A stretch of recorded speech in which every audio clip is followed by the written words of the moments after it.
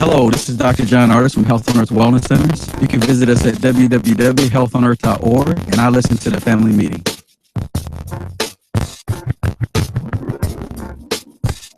This is DeAndre Edwards, assistant coach of the West Inglewood Tigers. I listen to the family meeting. Yeah, that's right. It's family meeting time. Happy holidays and welcome to the broadcast. I'm your host, Eric Grant, and my co-host, my man, my dog, Marudo. Rob, what's up, man? E. Grant, what's up, man? How was them holidays, bro? Oh, beautiful, man. Merry Christmas to you. I got a really good question. What's that? And this is for everybody today, by the way. Okay? The best Christmas gift you ever got. I'm talking about as a kid. As a kid, Yeah. remember those electronic football games? You used to be, "Hey." You remember those? Yeah. I got one of those. I was real psyched up, geeked. And just to find out it was garbage game. Yeah, it was. It was garbage. I think that gave people strokes, too. Yeah. Kids had strokes over that thing. The best gift I got was a big wheel. You have a big wheel, man? Oh yeah, absolutely. Really? Yeah, Did you have the one with the brake? yeah. Okay. You get a big wheel? I ain't had one with the brake, though. I wasn't from that neighborhood. I'm saying I was from that neighborhood. Yeah, I I had wasn't from brake, that man. neighborhood. Because you could get going and then hit the brake and spin out. Exactly. That's the best part of it. That was the best gift ever, man. Mm-hmm. Then I snatched a hole in the wheel. You go past the wheel, snatched a hole in the Right, wheel. yeah. That's bad. That's flat tire, basically, man. It's bad. So they make big wheels still. Yeah, they still make them. Do they? Sure. Because I haven't saw one in years. Yeah. Kids don't know about big wheels. You have to have organized play dates and stuff. Like, I don't know. You can remove the seat and do all different types of things with it. We had like 3 holes in And the you have seat. storage in the back, too. Yeah. Yeah. Put your rocks back there. In case a war broke out or something, you can throw rocks at people. That's the Idiom Master, Robert Orr. And of course, in the space shuttle cockpit, or she's in the kitty table room today with Tressa over there. Controlling everything is our girl, your girl, Lady B. She had a big pork leg for her. That's a Puerto Rican thing. They eat a big pork leg. That sounds good. Does it? A pork leg. You A don't eat hog's pork. leg. You don't eat pork. No, ain't no hog. You don't eat none at all. No, no hog. Ain't no hog in 25 years. Oh, you missing I out. don't eat. No, I don't. Yeah, you missing out. Y'all gonna get something. You're gonna start scratching one day eating that hog like that. Man. I'm just saying. So email us at info@TFM Radio Show. We're all over social media. You can find us on Facebook at the Family Meeting Radio, on Twitter because we're around Twitch at TFM Radio Show, and on Google Plus streaming live right now for you to watch our YouTube channel. By the way, go subscribe to our YouTube channel. It's good stuff there. You can catch all of our archive broadcasts there as well. The Family Meeting is sponsored by the Polaris Insurance Agency. That's life insurance. You don't have to die to use. Visit PolarisAdvice.com. Coops here. What's up, girl? Coops, it's a hectic day today. Vince brought food. I brought food. We got some chicken back there. We're not going to say who it's from. We're not going to do that because that wouldn't be cool. They got to pay for the advertising before that happens. Y'all some noisy people, man. I know, man. One of y'all got a really, really extra large booty because the chair's making. It's not me, buddy. Really? It just Well, just so you know, I haven't studied your booty. no, good. I'm just saying. Get in front of the mic chair. I'm here. Where you coming from anyway? What part of town? Church. Church. Lyle. Are y'all one of them all day church people? No, we're not.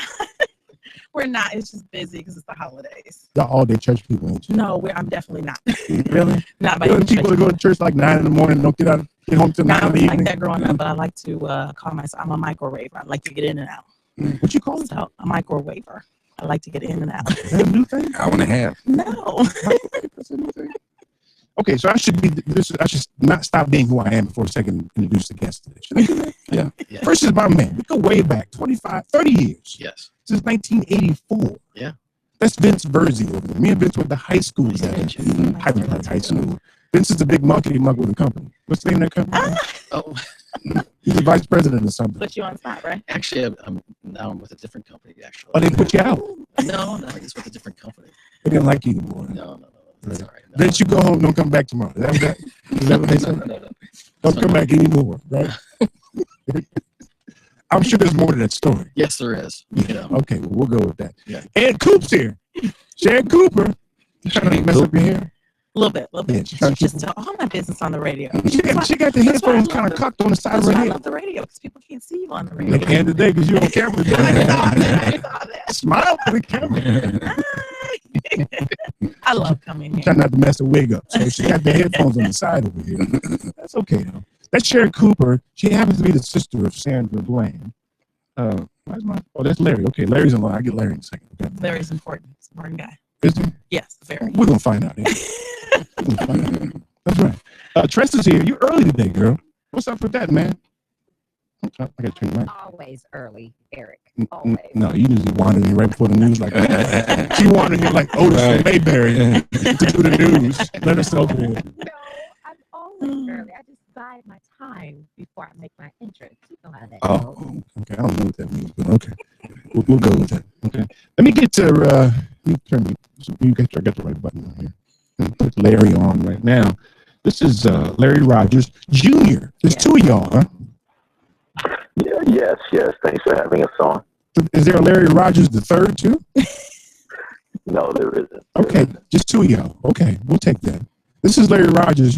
I think, what's the title you get? Of counsel for the case with Sandy? Larry is one of the awesome components of what we call our legal dream team. And I'm sure you know that Larry is also a commissioner in the city of Chicago. Commissioner Larry Rogers. Yeah. Larry, we appreciate you having you, man.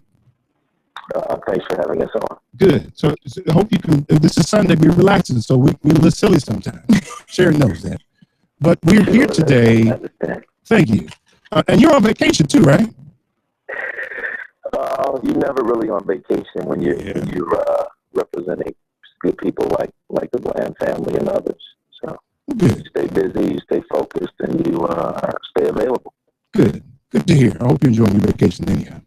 So let me start off by telling everybody the phone number. It's 773-763-9278. 773-763-9278. And we are here today to get an update.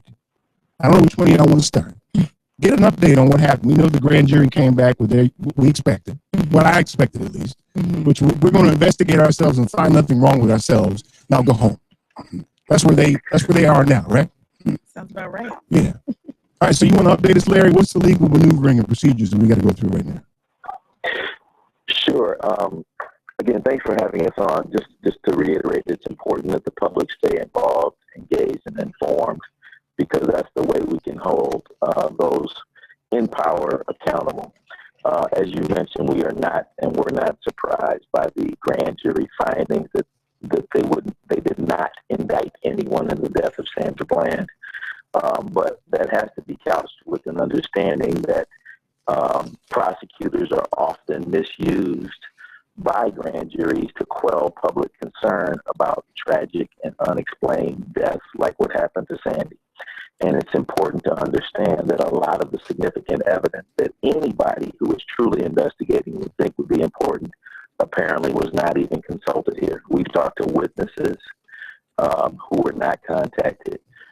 It's our understanding that their investigation did not include fingerprinting of the instrumentality of death, just a lot of simple and basic things that you would expect any thorough investigation to have included. So the fact that they came back with no indictment is no surprise. We want to be able to move forward with our own independent and thorough investigation to find out what really happened here. We've been messing around with this thing for months and months now. And last time we talked, Sharon, they haven't even given you back Sandy's phone. Correct. Is that still the case? That's the case. Give me my phone back, man. That's the case. Give me the things that I was checked into custody with, just her dress, her personal effects. We don't have that stuff, and I just what I like to echo Mr. Rogers' point. I think for us, from a family perspective, right, I do believe in being strategic with the things that you do. And so I think in this particular case, providing this information in the midst of the holidays, I think, was an effort to kind of dump the information in hopes that it would get lost in the shuffle. And once again, those movement, I call them the movement group, people who are really, really adamant about seeing not just Sandy's situation through, but a lot of situations that we are unfortunately continuing to see through. I'll tell you, between the Monday evening that the decision was announced and Tuesday morning as we went on the few media appearances that we did have, I like to call myself, me and my older sister, we like to call ourselves social media analysts, which means that we track all of the social media activity. And in that evening alone, Sandy had well over 100,000 tweets. 100,000. Over 100,000 within, and it's not even a 24-hour period. It was more like maybe a 12-hour period. Right. So I just want people to know and understand that this particular situation, it's not over. To Larry's point, it was disheartening. It was disappointing. but not without surprise. And when I sit here and tell you that it wasn't without surprise, that doesn't make me feel good, because that means that these outcomes are becoming far too common. Right. Far more common than what we prefer to have happen. And it's really important for us, and why I love the family meeting so much, is it's important to educate those American citizens who don't have, maybe haven't had interactions with the legal system before. I haven't had all that much experience up until this point, Right. but for you to fully understand what a grand jury is, I think that title in and of itself is misleading. And I think that when people hear the word jury, they think that it is unbiased, and they think that it is impartial, and that's just not the case with a grand jury. And that's why we have the litany of concerns that we do have. So the piece I don't understand, Larry, you probably could shed some light on this for us. The piece I don't understand here is it's something as simple as, can we have Sandy's phone back? It's like somebody got your stuff and you ask them for it, and they say, well, what happened was, what do they say to you guys when you ask for your stuff back? Yeah, that's a good point, but it's under the guise of a grand jury investigation. They're saying that the production of those items, including the production of simple things like reports that were prepared close in time to the incident by officers involved, they're saying divulging that material to us may compromise this grand jury investigation.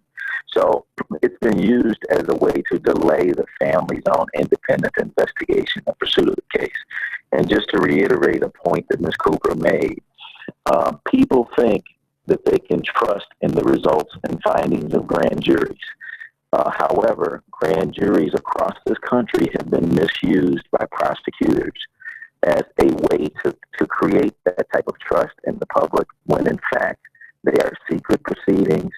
The evidence that's presented is secret. The family and the victims don't have a way to participate or to know what was presented. You don't even have the opportunity to know who the grand jury members are. So it's not a part of what we want to make sure we do is to educate the public that the grand jury system and the way it's been used across this country needs to be overhauled and changed, because it's not one that the people can trust. Okay, so I have a follow-up question on the grand jury. You guys can weigh in. You have one, but the first one is, I really want to know. You say, give me the phone back, and they say what? They say production of that telephone. The telephone is a part of the grand jury investigation into whether criminal charges should be brought. Therefore, we cannot produce that until that investigation is concluded. Okay. So, again, that, along with simple things like statements and reports, have been withheld from the family. They have not been produced under this guise that is a part of an investigation. And one of the things, Eric, that we talked about this week, I know we went on a blitz earlier this week, in response to the decision. And one of the things that you've heard us talk a lot about is this Texas Ranger report. This Texas Ranger report is a crucial document. And the reason that it is because the Texas Rangers is the entity that comes in, from what we've learned, to investigate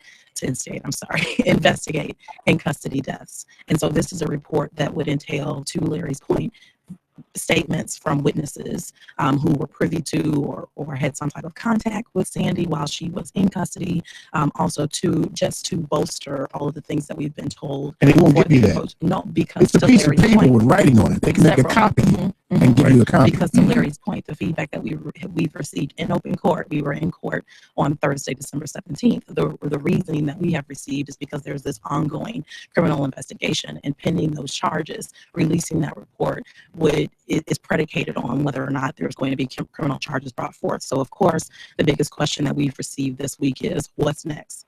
What's next is, since you've made the decision not to indict the jailers and provide any connection or alignment to Sandy's death, then let us proceed. Give us the information that we've been asking for, not since we filed the complaint, but since day one, since we got that horrific phone call to say your loved one is no longer here and it's due to an in custody death. We have always asked for that information, and we have always said that we are open, willing to everything that we're in receipt of. We just have not been able to get it, and it is 2 days after Christmas. I think somebody needs to get choked. That's what I think. Because y'all can't say it. I can say it. Right. Somebody needs to get choked for this. That'll make them give it up, right? Okay, so the question I'm going to have for you, Larry, and it's more of a legal question, is the grand jury. I don't understand the purpose of and the impetus for a grand jury. We got to take a break in a few minutes. So I don't want to get too deep into it, but I do want to address that. Why do we have grand juries? I mean, you ever find out why? Nah, I'm curious. Why have a jury? It's like some super secret Star Wars jury that you can't really know about. Why have that? I'm sure there's a reason, or somebody thought of a reason, but we'll get that. How about that? You ready to answer that, Larry, when we come back? Yes, absolutely. My man, I appreciate that.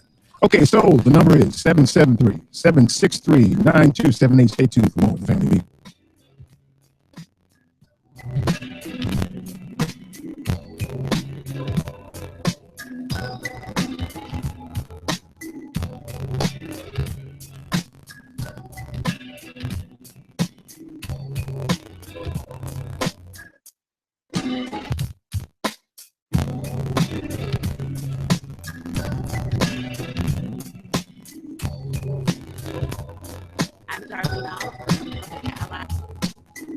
I'm Darlene Oliver from Public Ally Chicago. Keep listening to the Family Meeting. Do you have a pain that won't cease? A health issue that's not getting better? It may be time you visited Health on Earth Wellness Centers. With over 20 years experience, 4 Chicagoland locations, and patients that range from 2 months old to 93, Health on Earth Wellness Centers are fully prepared to meet all your chiropractic needs. We have state-of-the-art facilities in Crestwood, Tinley Park, the South Loop, and Naperville. Don't let being healthy be your last resort. Make it your first choice. Make an appointment today at healthonearth.org. That's healthonearth.org. Polaris is introducing a new way for you to get empowering financial advice, save, and plan. If you are like a lot of people, you'd like to work with a financial planner, but don't know if you earn or have enough to invest. Save and Plan will allow us to work with nearly anyone from young professionals to retirees looking to travel the world. Save and Plan is simple. Just sign up to save on a systematic monthly basis directly from your account and gain access to a planner and our planning services. Once you sign up, Polaris gives you a customized financial plan, a real person to speak with, and information to help you make good financial decisions. Your dedicated planner is just an email or phone call away. Save and Plan offers empowering advice for everyone. Visit us at polarisadvice.com. Call us today at 312-951-2606 or email us at polarisadvice.com. That's 312-951-2606 or email us at polarisadvice.com. Save and Plan, empowering advice for everyone. Securities, insurance, and advisory services offered through FSC Securities Corporation. Member FINRA SIPC. Insurance services offered through Polaris Insurance Agency, Inc., which is not affiliated with FSC Securities Corporation. We have products that can change your life. Really? Sound like a big promise? If you're interested in helping people while you make a better life for your own family, then listen carefully. We have developed life insurance coverage that is so innovative that it's changing the way Americans think about, purchase, and use life insurance. Quality of life insurance is affordable life insurance that can protect your customers if they die, but it can also provide benefits if a policyholder gets sick or injured and survives.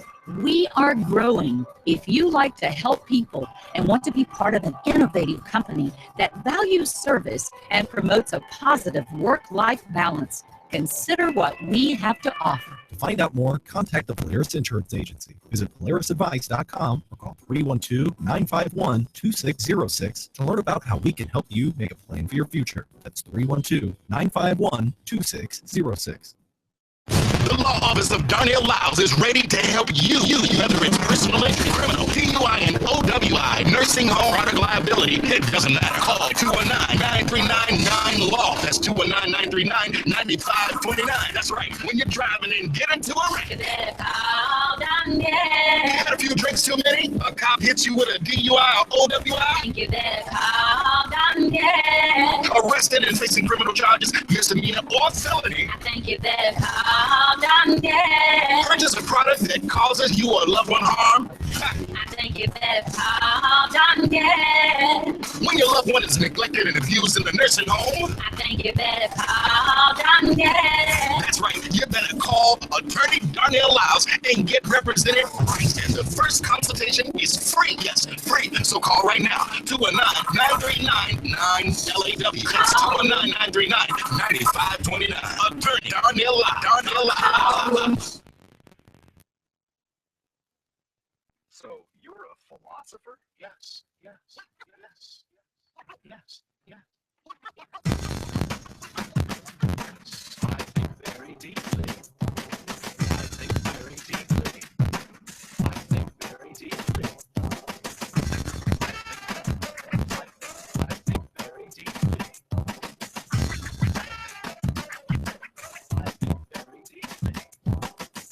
This is Kevin Pitts from the Performance Consulting Group. We are back to the family meeting. Yes, number 773-763. I think very deeply. You don't know nothing about that. Hey, That's BDP. yeah, you tapping into me now, buddy. What you know? All that old funk stuff, you got me by a few years. Just a minute, though. I only got you about a minute. I'm just saying, 773-763-9278 is the number. That's Boogie Down Productions. My philosophy. We've got Vince Berzies here. Say hi. Hello, Eric. You haven't said much today. You haven't said much yet. Yeah. Yeah. As long as you bring food, you good. And Coop's here. Coop's in the house. And of course, my man Rob. And Larry Rogers is on the phone. Larry, let's talk for a minute about the purpose of a grand jury. And does it serve any purpose anymore?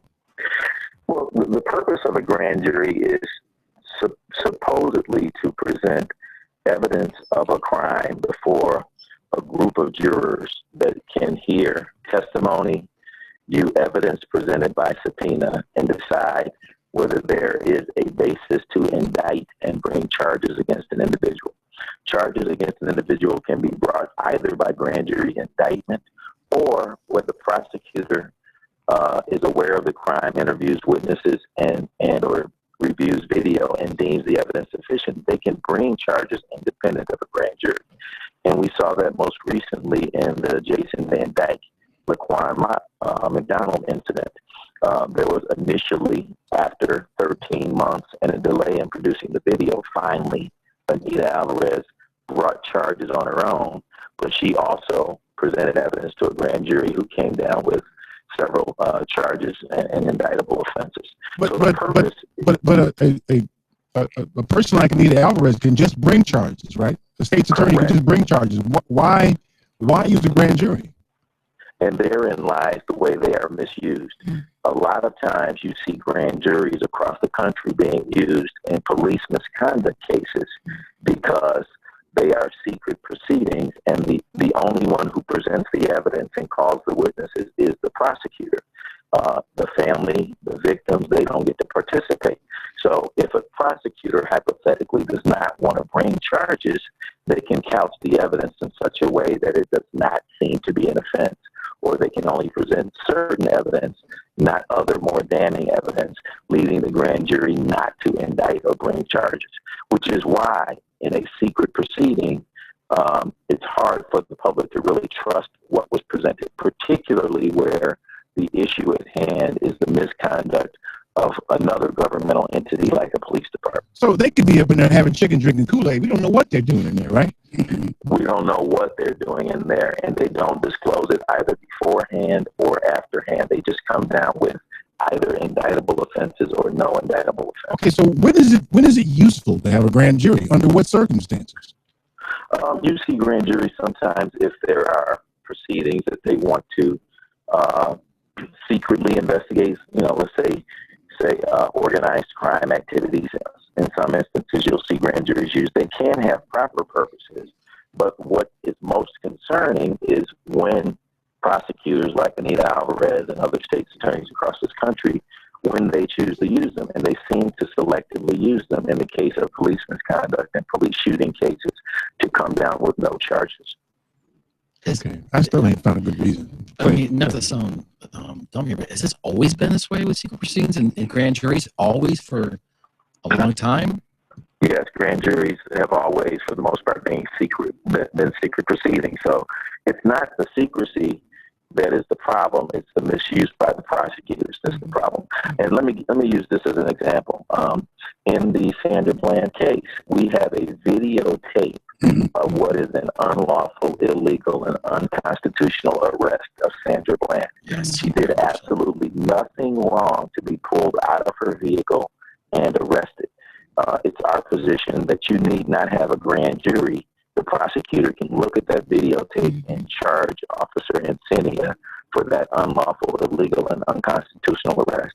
But that hasn't happened because they're hiding behind some grand jury investigation of what we can see on the videotape.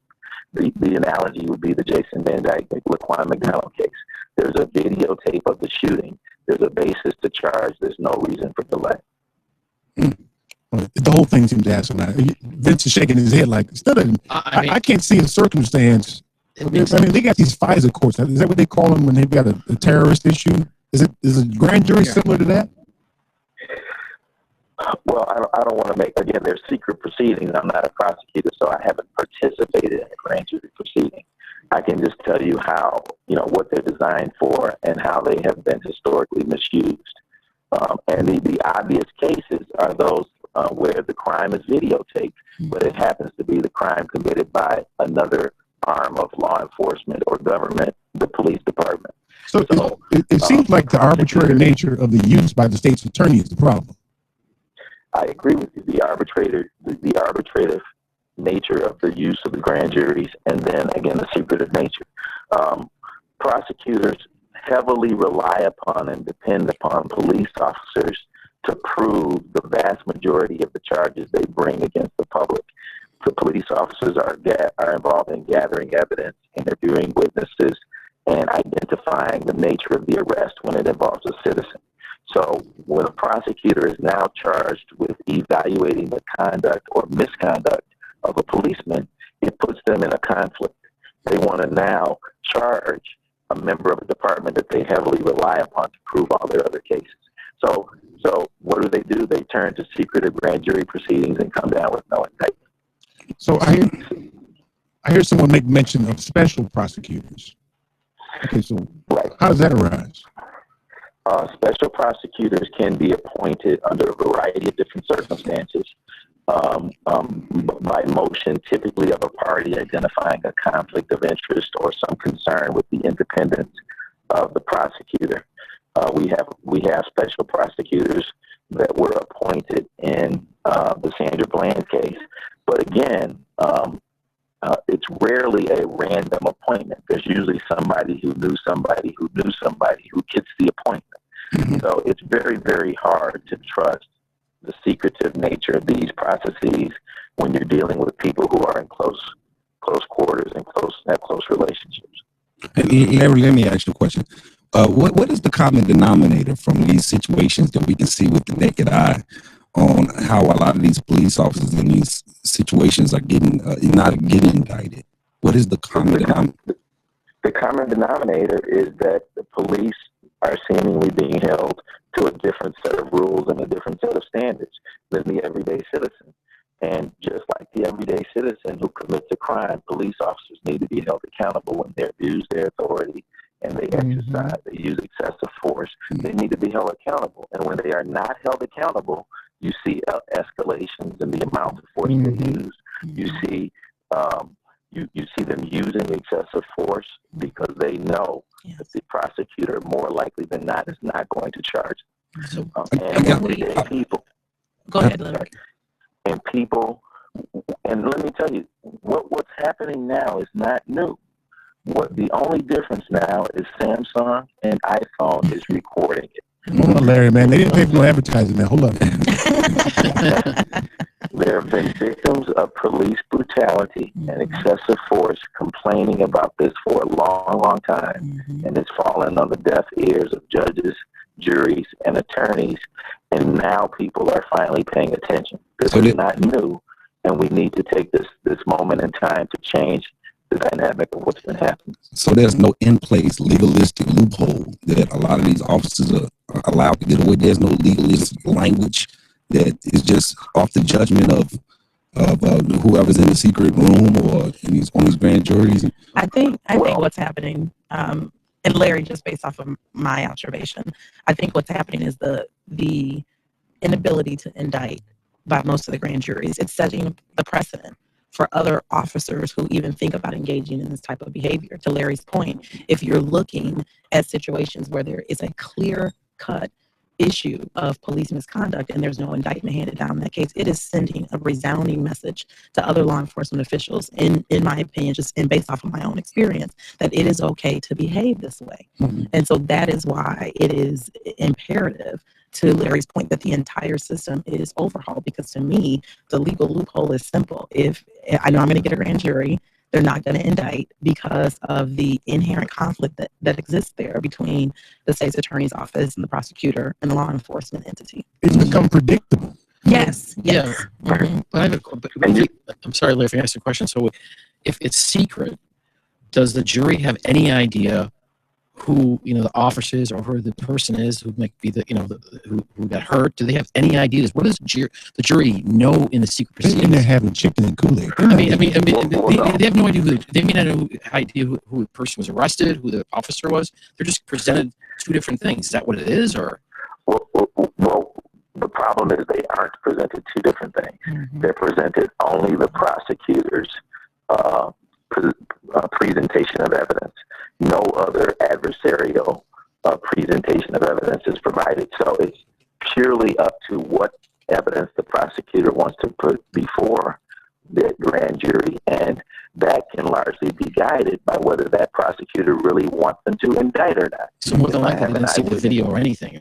I can bet that for a fact they didn't see any video or anything other evidence after that. I can probably bet that if it's totally secret. Maybe it's a secret. Yeah. And I'll give you guys a great example. So one of the things that Attorney Lambert, our other attorney, brought up this week is that if you read in some of these, the canon. But if you read in some of the things that have come up this week, one of the things they say, I read one article where they said it took them 6 hours to look over information, and then another article where it said it took 8 hours. Our attorneys know, based off of jailhouse footage that they have received, that there's over 100 hours of video from the jail. Over 100 hours of video from the jail that they poured through. Okay. So for you to tell me that you've come back and deliberated, I don't know if it was 6 hours or 8 hours, anytime you tell me a little bit different, anything differently, then that impacts your credibility with me. Right. So the fact that just the jailhouse video alone is 8 hours, or I'm sorry, is over 100 hours. But the articles that I'm reading are specifically stating that, it took us 6 hours or it took us 8 hours. To me, and to Larry's point, that's a slanted view. That's a slanted view of what has been presented right out of the gate. See, I feel like a mouse in a wheel, because what we're really talking about here, correct me if I'm wrong there, what we're talking about here is the indictment so that we can try them. And what we're saying is they shouldn't even be tried by a court of law to see if you did something wrong. Well, right. The grand jury is not a jury deciding fate. It's simply a jury that is supposed to decide whether charges are brought. But when you couch the evidence in such a fashion that the grand jury can't indict because you don't give them complete information or you don't give them the damning information, you're acting as judge and jury by not giving them the necessary information to bring charges. So let me give you my little simple-minded analogy. Somebody ate my sandwich, and what we're saying is I don't get a chance to even figure out who ate my sandwich. Is that too simple? It's very simple. It's very, very simple. It's easy to understand. I mean, seriously. I mean, simple. Thank you. I mean, that's where we are, though. You can't even ask who ate your sandwich. You can't. Right. Nothing. And what the prosecutors do when they don't want to bring charges, they say, we presented the evidence to a grand jury, and the grand jury, it appears, decided there was no evidence to indict. So there's nothing we can do. And we know that's not the case. Because in the case of Laquan McDonald, the prosecutor sat on evidence for 13 months, and only after that evidence was going to be revealed to the public did she then bring charges. So it's a very flawed process. Sandra Bland's case, and what people like the Bland family need are good lawyers like Ken and Lambert, who are going to thoroughly investigate every nook and cranny of the case on behalf of the family, something they don't get from the prosecutors and something they can't trust the prosecutors to do when the persons involved are law enforcement.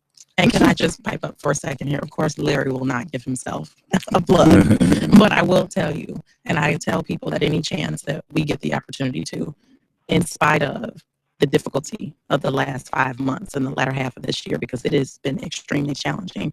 I often tell people that what has been a constant is the empathy and genuine concern that has been shown, not just by Canon, but by Larry, and also by a gentleman by the name of Ted Diamantopoulos. He's an associate at Canon's office who works. Say that fast 3 times. Ted Diamantopoulos. He's an associate at Canon's office who works on this case. And you know me, you know I'm a Christian gal, and I will just say it that I believe that they were a godsend to deal with this matter. I tell people all the time that what I appreciate about this legal team is that they are transparent with us. They don't tell us things that we want to hear, but they tell us what we need to hear. And one of the very first things that they said is that this is going to be a long process. And we made the decision to sign up for that journey. So this is maddening. Yeah. This is just maddening. This is you off. I'm glad you, pissed at the off highest beyond belief level. right now. I'm glad you said that. that. But Because there's still light. There's still light with this. This isn't over. The grand jury is still going to have to come back with whether or not charges will be filed against the officer. They've only ruled on the jailer. Wait a minute. Can they tell us that? That's what he is. She's informed. She's skipping ahead. No, I am involved in this. I followed this case. I have children 28 years old. That could have been my daughter. So I am very closely following this and advocating for this. Okay. All right, good. Well, we got to take a break now. We got to take a break. Hold on a second, Larry, okay? Got to take a break. That's what the music means. It doesn't mean shut up and get ready to shut up. All right. The number is 7. I see people calling too, by the way. I see Wayne and Steve and is that Niall? It's Niall, right? Yeah. And David from Sacramento calling. We'll get to you guys in a few minutes. Stay tuned for more of the Family Meeting.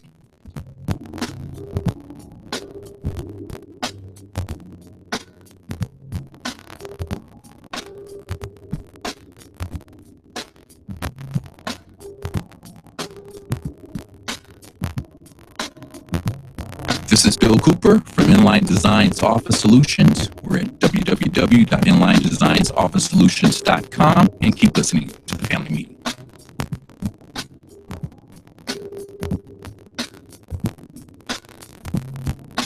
Policies issued by American General Life Insurance Company, Houston, Texas. Not available in all states. All benefits are subject to policy definitions, limitations, and exclusions. For details, visit qualityoflifeinsurance.com. Traditionally, it's taken many kinds of insurance to give you security. Quality of life insurance is changing all that. It can provide life insurance, protect against disability, and provide benefits if you suffer a serious illness or injury and survive. To find out more, contact the Polaris Insurance Agency. Visit polarisadvice.com or call 312-951-2606 to learn about how we can help you make a plan for your future. That's 312-951-2606. The Howard University online EMBA is tailor-made for busy professionals seeking a competitive edge in business and government organizations.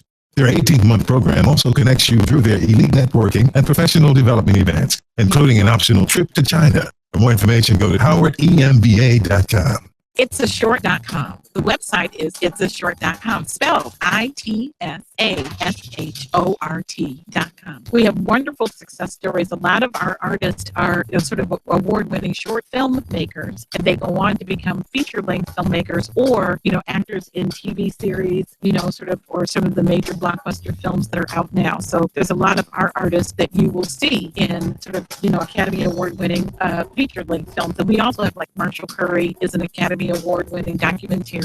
So we have that caliber of artists on our platform. Our subscription, we are a subscription-based service, but your first month is free. And if you happen to be an artist, there is no subscription fee for you. Our subscription is $2 a month or $20 for the year, which entitles you to be able to see all of these amazing short film, video, and web series. There is always a discount for Family Meeting. Just simply when you register, use the promo code FAMILY, and you will be granted a free 1-year subscription.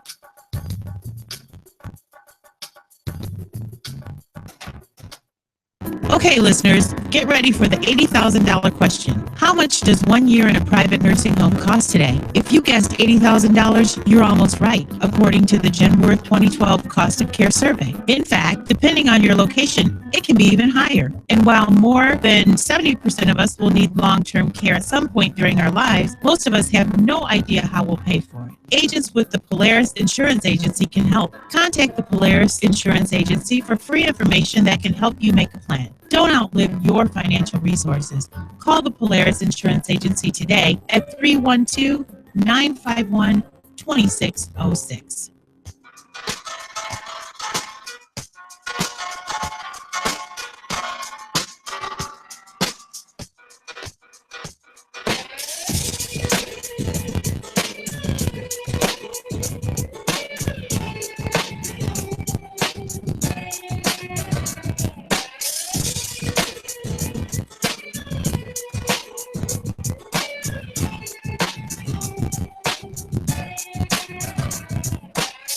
I'm Dana Smith, the owner of Master Plus Tutoring Program in Homewood, Illinois, and welcome back to the family meeting. The number is 773-763-9278. That's 773-763-9278. I think unless somebody else got any more questions, I'm gonna take some of these calls. Is that okay? I just want to make a quick comment to I figured you Sharon. You know, y'all. I know that's why I asked.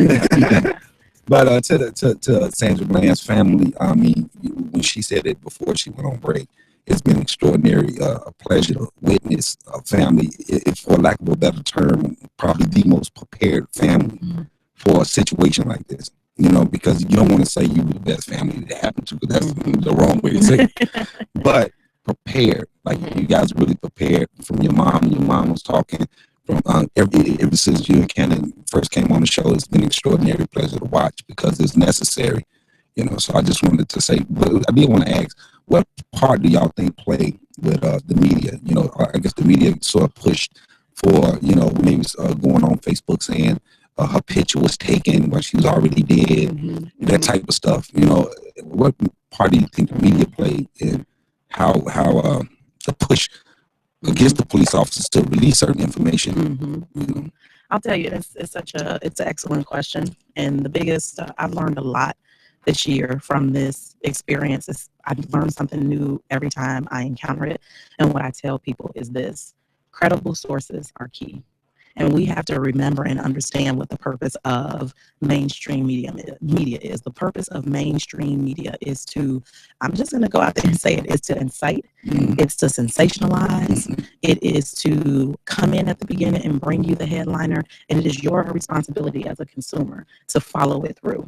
Because for some people, and I mean, I'm going to be honest, I read everything out there, and the reason I read everything is because it's important for me to know who my proponent is and who my opponent is, okay? And so there are people who say, this happened 5 months ago. Why are we still talking about this? The reason we're still talking about it is because there is no police report. The reason we're still talking about it is because there's no Texas Rangers report.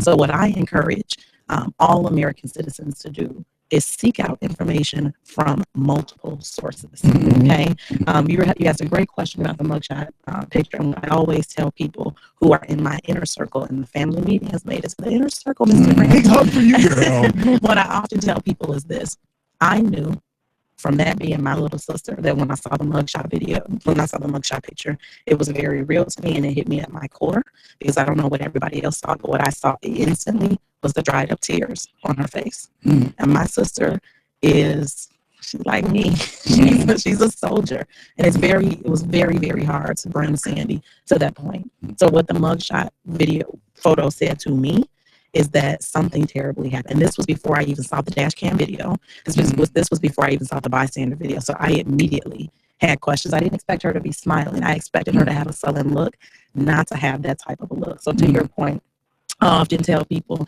if I never see that mugshot photo again, I'm good.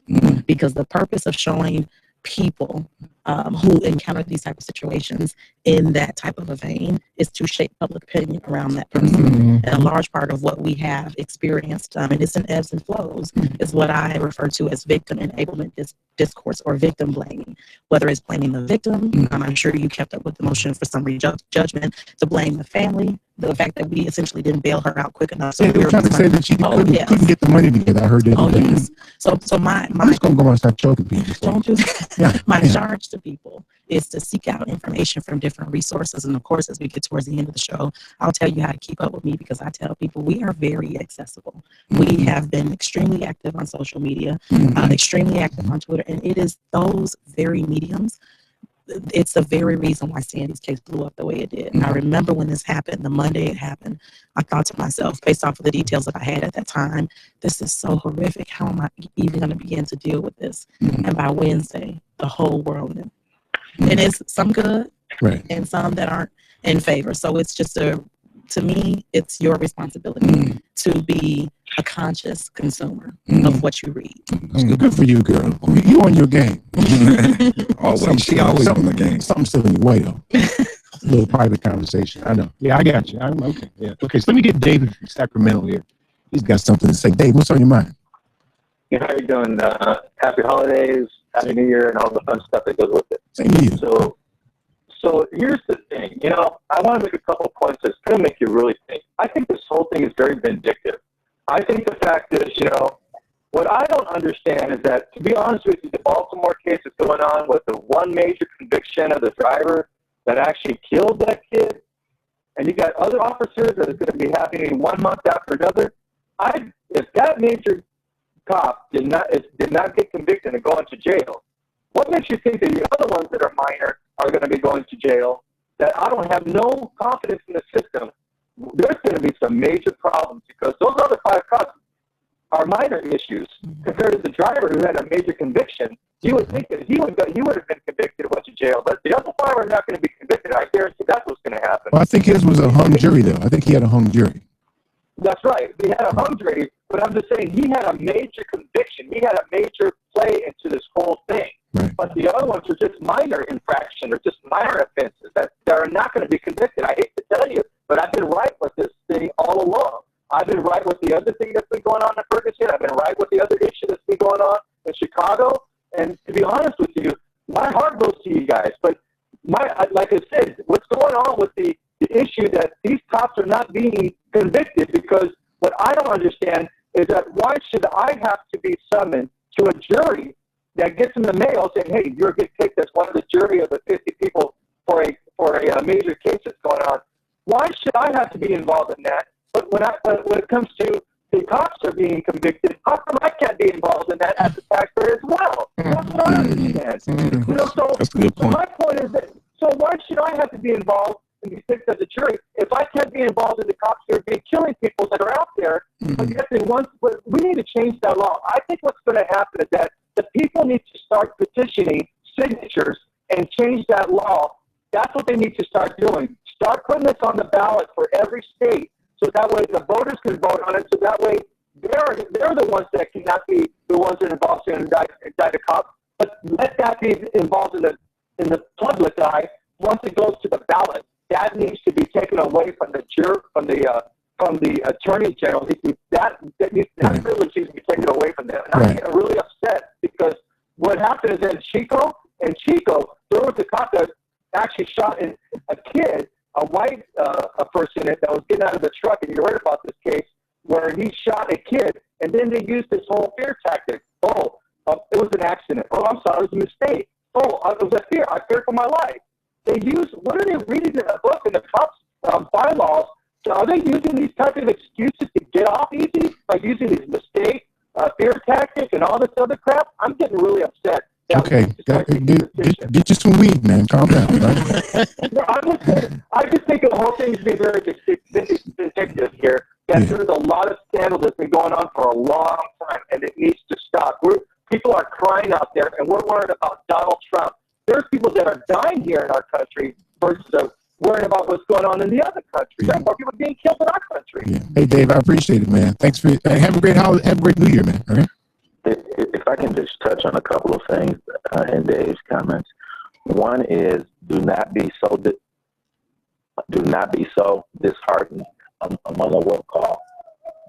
Do not be so disheartened with the process that you disengage. It's very, very important that citizens remain engaged and participate in the jury system. It is the ultimate level playing field when a family like Sandra Bland can present the facts and evidence before 12 impartial jurors and have them decide their fate as opposed to a secret grand jury proceeding. They're very different. So civil juries are the types of proceedings that Ken and Lambert and myself present evidence before. Those are the type of juries that everyday citizens can participate in. And it's very important that people remain engaged. Well, Larry, you serve in 2 roles now, too. You're a legislator as well. So, I mean, to David's point about legislating, how things work with grand juries and such, what say you? Sure. I'm not a legislator per se. The role I play in elected office is one where I help people reduce property taxes, excessive property taxes. So in many respects, it's very similar. Where the government overtaxes them, I help them reduce them to more appropriate levels. So I don't play a role in legislating these issues formally. But I do believe that as bad, as many flaws as our system has, it is our system, and it is the best system in the world. It's not a dictatorship, and so we have to fight for change within the system.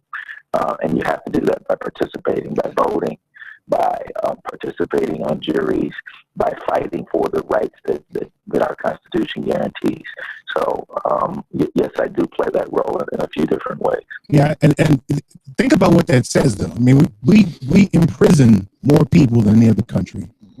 Right. And we characterize our system as the best.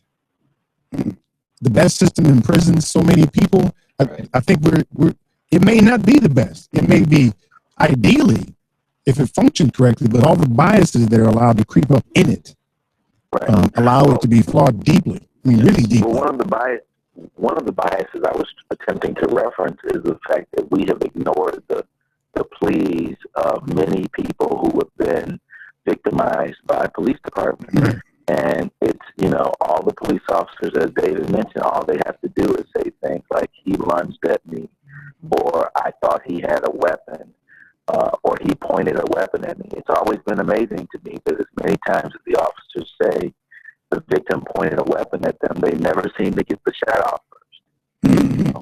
Not quick enough. Yeah, the gun is pointed first, but the victim never gets the shot off first. Right. So, we just have to scrutinize governmental officials and police officers and make sure that we hold them accountable where they have used their authority. I just wonder if there's a study out there that talks about these secret proceedings versus police officers, how, what percentage of those actually go through, or, if there's some type of study out there about I bet you Craig Futterman over the University of Chicago, I bet you he did something like that. There has to be something out there that talks about this, because I'm sure it's way swayed one way versus the other.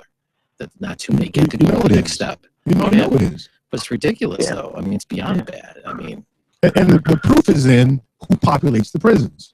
The proof is in that. I mean, these people are getting indicted and thrown into prison at an alarming no other country does that. Right. And if you have a segment of the population that represents anywhere from 12 to 15% of the population, but 50% of the damn jails, something's wrong with that. Yep. Yeah. That doesn't make any sense. Okay, I got to put you on hold again, Larry. Okay. Okay. All right, so we got more calls holding here, and people want to get in on the conversation. You notice one thing we haven't done yet? We haven't used the term black or white. We haven't used it. We just did. I mean, it's really not about whether it's black or white. I hear them oftentimes saying white police officer and black motorist or something like that. That doesn't even make a difference. No. We're talking about injustice. Injustice doesn't have a color. Right. No. And not to mention, injustice happens to black folks. Right. I would say ideally. Okay, so 773-763-9278. We're going to do Chicago Defender News with my girl. And come back and talk to you after the break. Stay tuned for more Family League.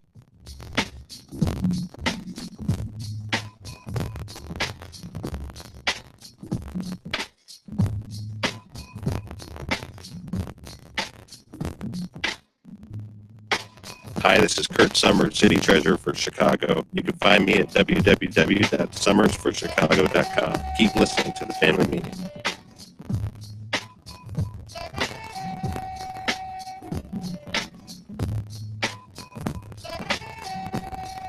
Policies issued by American General Life Insurance Company, Houston, Texas. Not available in all states. All benefits are subject to policy definitions, limitations, and exclusions. For details, visit qualityoflifeinsurance.com. Yes. How do you describe quality of life? For most of us, it's about health, people we love, and peace of mind. Quality of Whiny baby. Modern, affordable life insurance that works harder for you. It's there for your family if you die, but it can also provide benefits if you suffer a serious illness or injury and need financial help to maintain your lifestyle. Quality of life insurance even gives you options to build cash value for a more secure retirement. You've worked hard to attain your quality of life. We work hard to help you protect it. To find out more, contact the Polaris Insurance Agency. Visit polarisadvice.com or call 312-951-2606 to learn about how we can help you make a plan for your future. That's 312-951-2606.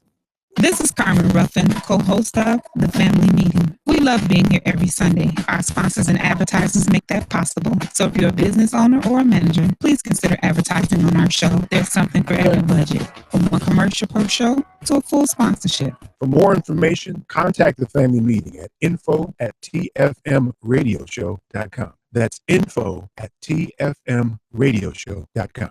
The name of my business is Mrs. Indecent Exposure. We are an intimate aromatherapy, massage, bath, and body shop. We have the best aromatherapy, bath, and skincare products available. You can find us in Chicago and on the World Wide Web. We're located at 6916 West North Avenue in Chicago, 3 blocks east of Harlem Avenue, 773-417-3223. Mrs. Indecent Exposure, MRSNDEXPO.com. And now the Family Meeting presents your Chicago Defender News. Good evening, Family Meeting listeners.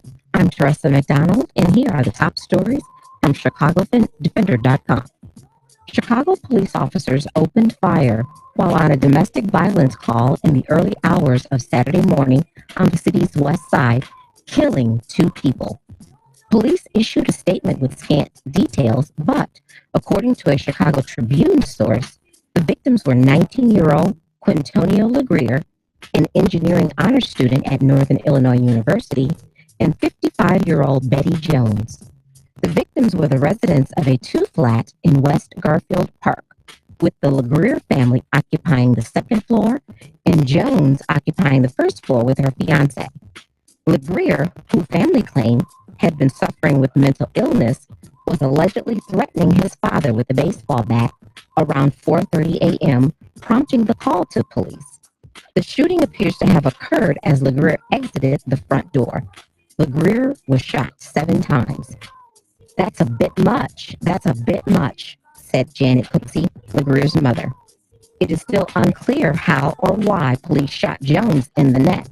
Jones was rushed to the hospital where she later died. While everyone was grieving beside Kyle Crosby of Mount Laurel, New Jersey, he knew that he had choked his wife, Erica Crippen, to death during a domestic dispute. Crosby then employed his mother to help him dispose of his wife's body by dumping it along a rural road in Sykesville, Maryland. The Burlington County Prosecutor's Office stated on Tuesday, when it announced a plea deal had been reached, that Crosby had sold his deceased wife's clothes for drug money and that his mother was indeed involved in the covering up of the crime after the couple had a simple argument that turned deadly. Crosby, 29, entered a guilty plea to aggravated manslaughter and hindering apprehension. According to his deal, Crosby will then serve a 31-year sentence in state prison. His mother, Jo Crosby, 68, of Sicklerville, New Jersey, had been indicted back in April, on one count of hindering apprehension and 1 count of tampering with or fabricating physical evidence, but those charges will be dismissed at sentencing as part of a plea agreement with her son, Kyle Crosby. Now, the question is, how does the murderous husband get off with only manslaughter conviction, and his mother, who was a felony accomplice after the fact, get off unscathed? A California resident and supporter of presidential candidate Donald Trump was arrested Sunday in connection to an alleged terror plot with intent to target the Muslim community.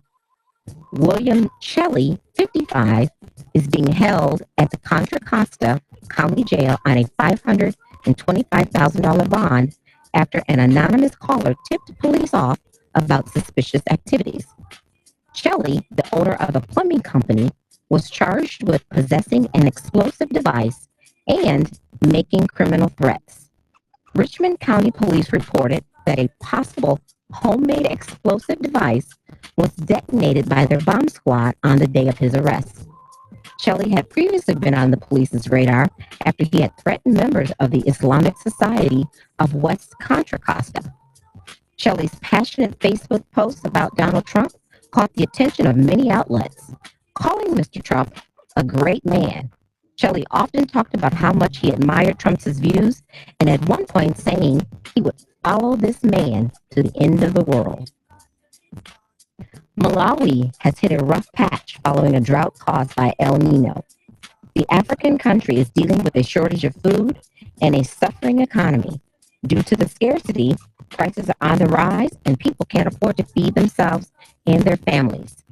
UNICEF has started a nationwide screening for malnutrition in children under the age of 5, saying this mass screening will bring the services to them to ensure no child is left out. Earlier this year, half of the country was deemed a disaster zone when 100 people died, 340,000 were displaced, and crops were destroyed due to heavy rains. Also reader watch at ChicagoDefender.com. How celebrities brought in Christmas. The Obamas, Steph Curry, Oprah, Mariah Carey, and more. 8-year-old burn victim gets Christmas card from the Obamas and Beyonce. And gunfire by the police. Disturbing audio released in the Laquan McDonald fatal shooting. For more on these stories and other up-to-date news, and to get your weekly subscription, visit ChicagoDefender.com. The news today is sponsored by Mrs. Indecent Exposure, Intimate Aromatherapy, Bath and Body. Visit MRSNDEXPO.com and get all of your intimate aromatherapy needs. We would like to also wish you a happy new year and happy holidays. This is Teresa McDonald, and this has been your Chicago Defender News. And we'll be right back with more of the family meeting. Hey, Teresa. Yes. I ain't taking no baths, all right? Just so you know. All right? Soon you will, Eric. Happy New Year. Happy New Year to you too. Thank you.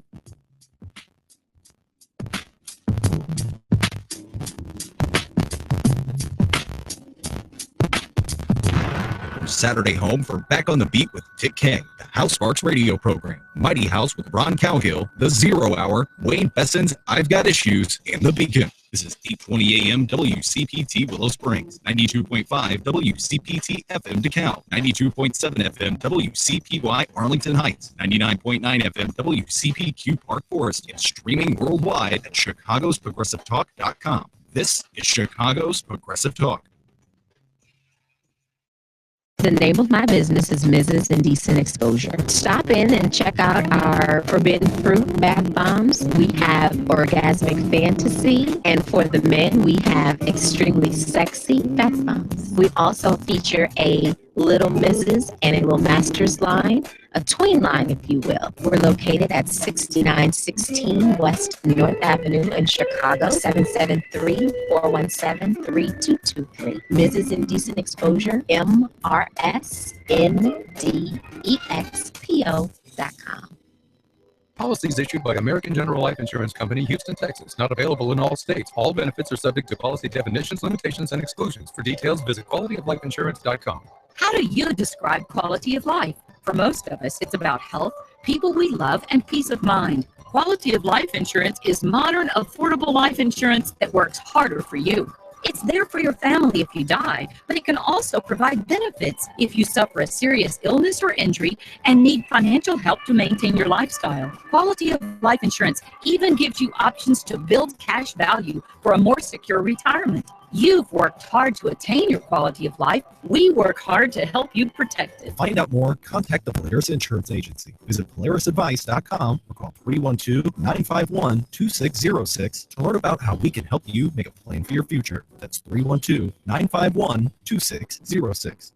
Do you have a pain that won't cease? A health issue that's not getting better? It may be time you visited Health on Earth Wellness Centers. With over 20 years experience, 4 Chicagoland locations, and patients that range from 2 months old to 93, Health on Earth Wellness Centers are fully prepared to meet all your chiropractic needs. We have state-of-the-art facilities in Crestwood, Tinley Park, the South Loop, and Naperville. Don't let being healthy be your last resort. Make it your first choice. Make an appointment today at healthonearth.org. That's healthonearth.org. The Howard University online EMBA is tailor-made for busy professionals seeking a competitive edge in business and government organizations. Their 18-month program also connects you through their elite networking and professional development events, including an optional trip to China. For more information, go to howardemba.com. 1, 2, 3, 4, 5, 6, 7, 8, 9. 1, 2, 3, 4, 5. 1, 2, 3, 4,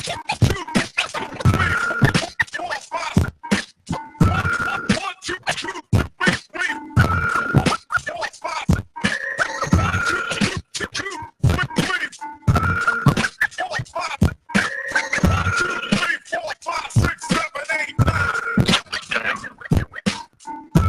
Hey, this is Stephanie Miller. Be sure to tune into my show Monday through Friday, 8 to 11 a.m. But right now, keep listening to the family meeting on Chicago's Progressive Talk, WCPT, AM and FM. Austin asked me if I like Biggie.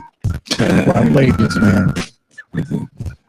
Austin is a junior at Howard. Y'all know that? Did I tell you that? Get a shot at him, man. That's a junior at Howard, man. That's what Howard men look like. Austin, are you from the Chicagoland area? Oh, good. Which suburb? South Holland. I'll be out there tomorrow. What you doing out there? That's my neighborhood. My buddy. Who you rolling with, man? My college roommate. Shout out to Ashley Jenkins. She's my girl from DePaul, and she's actually working at Facebook right now. And believe it or not, every time she comes home, we don't get a chance to hook up. So I'll be in South Holland tomorrow night for dinner. Stop by and holler at your boy. I'll be out there. All right, so we got to holler out to people. So you got your sisters sending text messages. They sending text messages to you? Yeah, they are. They're sending good text messages. All right, let me holler at you're them real funny. quick, man. They think you're funny. What am I here to amuse them? Sort of a damn comedian today? You know what I tell people? You got to laugh to keep from crying. Now, when somebody actually say you're funny, now you got to stay out of this, man. It took you long enough to become funny. Stay out of this, man. So my oldest sister, so I'm one of 5 girls. I know we always talk about it's like a That's a basketball crowd. team. That's a crowd, yeah. And all of our names start Sandra with was a S. center too, by the way. Yes. Was she like 6 feet tall? 6 feet, yeah, very tall. She very put her foot tall. in your chest and dunked on you. So my older sister Shantae, she is Shantae, 35. what up, girl? And then I have, I'm number 2. So Shantae is the first one. I'm number 2. I have a sister named Siobhan. She is 30. Siobhan, what up, girl? And then Sandy was number 4. And then my baby sister is Sierra, but we call her Cece. And she's Cece. definitely the baby. So Cece, how old is Cece? Cece is 26.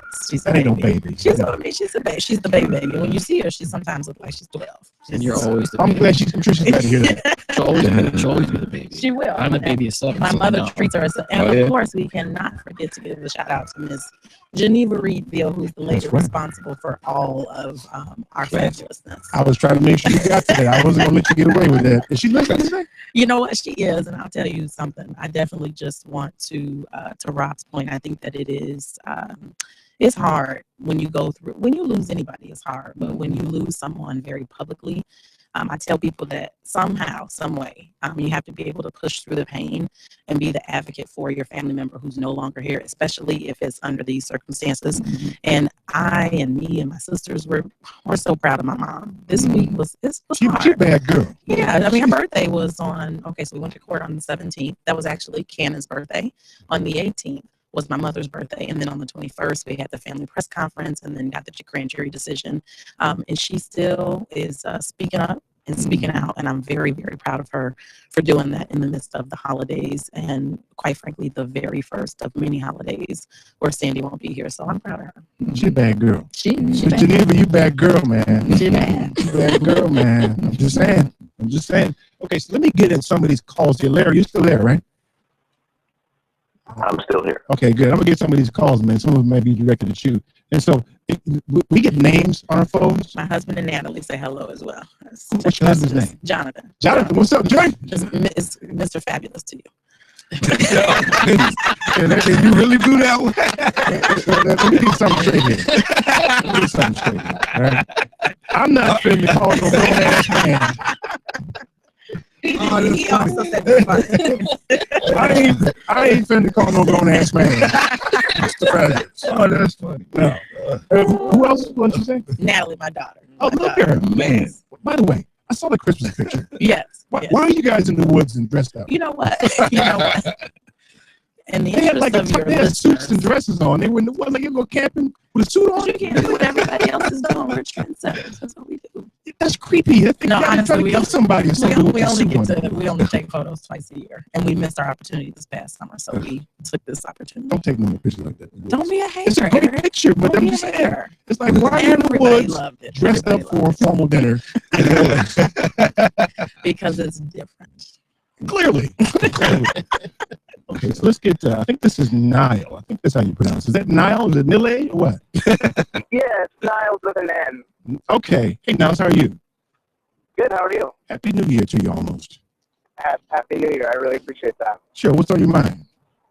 Well, first of all, I want to offer my sincerest condolences to all of the Bland family. It's wonderful to hear the family represented on the radio station, so I certainly appreciate that. Happy New Year, and my condolences. Thank you. We appreciate that. Absolutely. Well, so I called in because I was really impressed when I heard about the grand jury decision that Senator Bernie Sanders, who's running for president, actually mentioned that if Sandra would have been white, she would not have ended up. He said it on the. He said it on the morning show this morning. He did, yeah. Yeah. And so I think it's really important to make sure we're identifying leaders in our communities that are speaking up about, racial injustice and are saying her name. So just really, really proud of Senator Sanders for that. And earlier it was mentioned that we have to raise public awareness, and we have to use whatever channels we can. We have to get on social media. We have to demonstrate. And I'm really proud of Chicago for turning up the heat right now. I live in St. Louis. I was there for, this entire year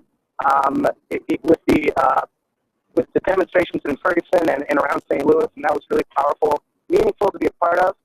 So just calling all the listeners to turn up, make sure you keep saying her name. Find those thought leaders, the Bernie Sanders out there who are, actually mentioning these issues, that are talking about the for-profit prison systems, talking about racial disparities in prison population, and holding our leaders accountable. That's right. Hey, man, I appreciate it, man. Happy New Year to you, okay? Okay, Happy New Year. Let's get Steve from the Gold Coast in here. Steve, hey, what's on your mind, man? Happy New Year almost. Yes, Happy New Year to you as well.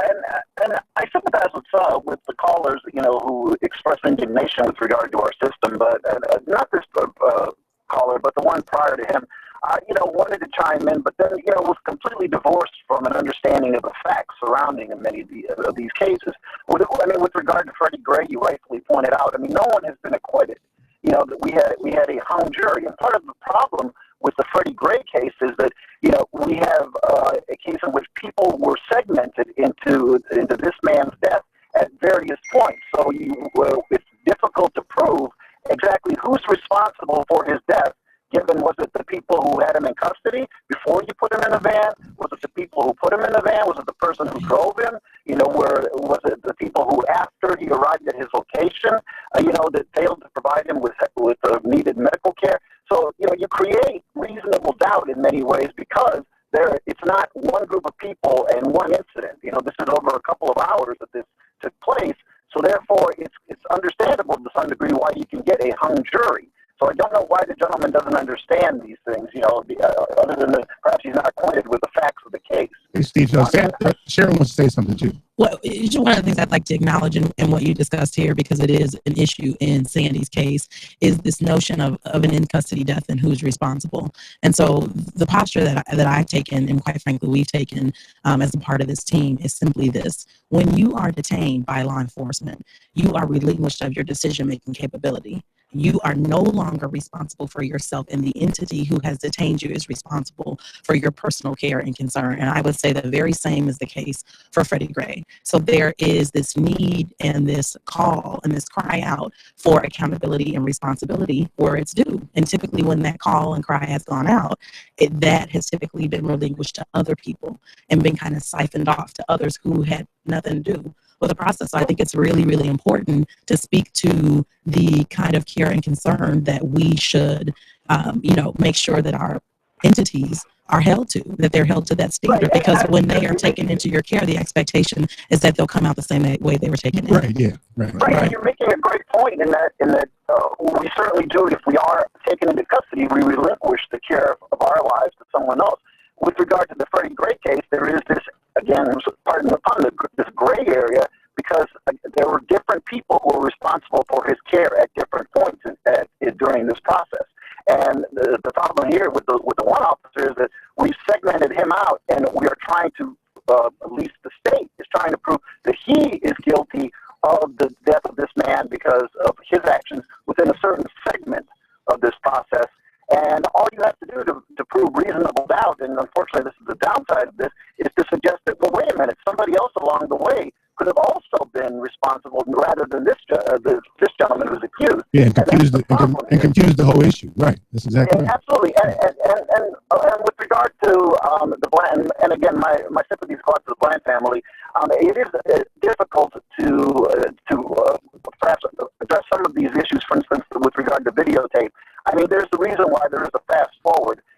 If you've got 100 hours of videotape, but, there's literally hours where nothing happens, no one goes near the cell, there's nothing going on, then you don't need to watch 100 hours of tape to know that you went over the material. You need to watch the parts of the tape in which she interacts with the staff, or there's a lack of interaction on the part of the staff, but one doesn't need to watch 100 hours in order to discern what happened over the period of 100 hours. And I actually think we're going to have to agree to disagree there. And I think the large part of that is simply due to the fact that that's what a thorough investigation means. It means that you comb through all of the evidence, and that's why it's important for a family like mine and other families who go through that to be able to do that. I think when there's glitches in the video, and if you've kept up with the case, I think when there's glitches and skips in the video, whether it's because we don't have the original video or it's a copy, those things need to be vetted out. So I certainly appreciate the call, and I understand where you're coming from. Yeah, let me just chime in for a moment. Again, when you lose a loved one in an in-custody death such as this, they are entitled to a thorough investigation, not a fast-forward investigation. A thorough, complete, and detailed investigation of all the facts, particularly where there are claims that Sandy was being monitored as she was supposed to be on a very frequently hour eyes-on basis, which we don't believe occurred. So, all we're saying, and just to touch on the Freddie Gray issue, it is up to a jury to decide the fate and whether particular officers are guilty or innocent, or whether the evidence is such that it leads to a hung jury. The problem is when prosecutors are deciding that because they think a jury might not convict, that they don't even bring charges.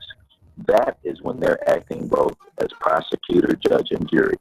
And people are entitled to have officers held accountable before a jury of their peers when they are involved in allegations of an abuse of power, authority, and official misconduct. Yeah. So we got to take a break now, but I want to get to the what's next phase of this thing. I'm sure there's a what next. But y'all some bad boys, you and Cannon. I know y'all got something for them. We want to hear about that something, at least something that you can share with us, right? The number is 773-763-9278. I'll tell you what, stay tuned for more of the me.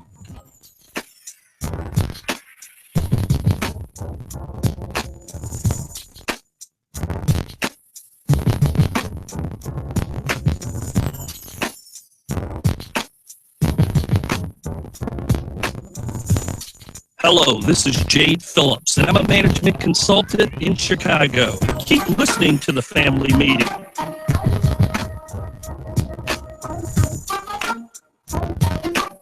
This is Richard Chu, owner of First Capital Insurance Group, and my message is do what is doable. We each have a different measure of financial success. My mission is to help you define your financial goals in light of a realistic budget and time horizon. I want you to have a great year and a great life, but we have to keep it real. Is your retirement plan giving you the protection, interest rate, and cash you'll need in retirement? If you've had issues with your 401k, IRA, or other financial programs, give us a call. We have proven solutions and we can help. My direct number is 888-243-3907. Let's talk soon, or visit my website, firstcig.com. That's the number 1, stcig.com. The law office of Darnell Lyles is ready to help you, whether it's personal injury, criminal, DUI, and OWI, nursing home, product liability, it doesn't matter. Call 219-939-9-LAW. That's 219-939-9529. That's right. When you're driving and get into a wreck, you had a few drinks too many, a cop hits you with a DUI or OWI, arrested and facing criminal charges, misdemeanor or felony, purchase a product that causes you or a loved one harm, when your loved one is neglected and abused in a nursing home, that's right, you better call Attorney Darnell Lyles and get represented right. And the first consultation is free. Yes, free. So call right now, 219-939-9LAW. That's 219-939-9529. Attorney Darnell Lyles. I'm Daryl Dean, the CEO of DNA Credit Card Processing Services. What we do is we set businesses up to accept all forms of payment: Visa, MasterCard, Discover, American Express. We do that online. We do that with free equipment, whether it's stationary or if it's POS systems, cash registers. We do it all. You can find us on DNA Credit Card Processing Services.com. Any business out there that wants to process credit cards should pick up that phone and call us at 708-890-2895.